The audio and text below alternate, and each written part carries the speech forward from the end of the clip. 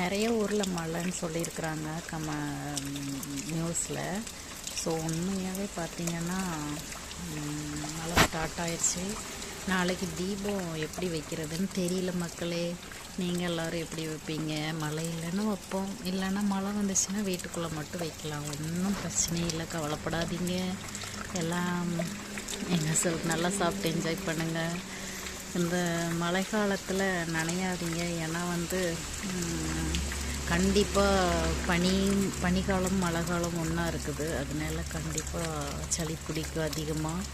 So எல்லோரும் பத்திரமா சேஃபாக இருங்க. மழை பாருங்கள் எப்படி பெய்யுதுன்னு சொல்லி.